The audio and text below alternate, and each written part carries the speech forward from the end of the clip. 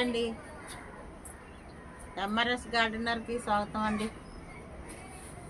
నేను ఇవాళ ములంకాడలో హార్వెస్ట్ చేసాం మా ఆయన గారు నేను. చూడండి ఎన్ని వచ్చాయో. ఇటు వచ్చండి.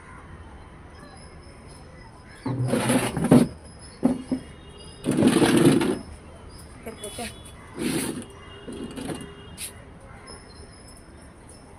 మాట్లాడుతావు కదా నువ్వు. మీరు కూర్చోండి.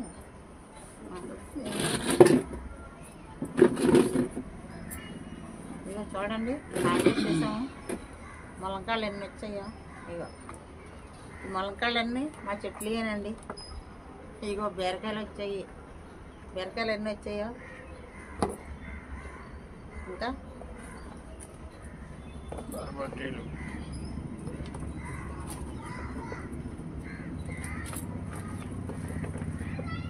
ఇగో బారమట్టీలు కూడా వచ్చాయి. తర్వాత కింద పడిపోయింది 2 సపాటాలు వచ్చాయి. ఓకేనా? ఇదిగో ములంకూర మా ఆయన మధ్యలో కోసారు చెట్లు, ములం చెట్టు. నీడ పారిపోతున్నాయి అంటే చెట్లు అన్నీ. అందుకని ఇది పప్పులో వేసుకొని వండుకొచ్చు అనేసి నేను ఆకులన్నీ ఏరాను. కొమ్మలన్నీ పడేస్తారంట అక్కడ. ఓకేనా? మీకు ఎంతమందికి నచ్చిందండి కామెంట్ పెట్టండి. ఎంతమందికి నచ్చిందో లైకులు కొట్టండి. చూసిన లైకులు కొట్టకుండా వెళ్ళకండి, లైకులు కొట్టండి. ఓకేనా? అంతే, డిమాండ్ చేసి అడుగుతుంది అనుకోకండి ప్లీజ్ అండి. నేను డిమాండ్ చేయలేదు, మీకు నచ్చితేనే లైకులు కొట్టమని చెప్తున్నాను. ఓకేనా?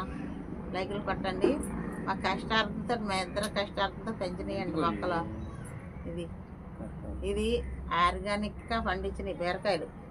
ఇగో చూడండి ఎంత బీరకాయలు వచ్చాయో. మీరు ఎవరైనా పండించుకున్నారు అలాగా? సూపర్ బీరకాయలు. ఇగో ఓకేనా? అందరూ పండిస్తారు, మళ్ళీ పండించాలి. ఆర్గానిక్గా పండించుకోవాలి అందరూ. మన వంగ కాదు, అందరూ ఆర్గానిక్గా పండించుకొని ఆరోగ్యంగా ఉండండి. మీరు అందరూ చాలా హ్యాపీగా ఉండండి ఇలా పండించుకొని. మనకి ఏం కెమికల్ వేయకుండా ఎలా పండించుకుంటే కాయగూరలో మనకి అర్థగా ఎక్కడో కానీ దొరకవండి. మన ఓన్ పండించుకుంటేనే రైతులు కాడ కూడా ఉండవు.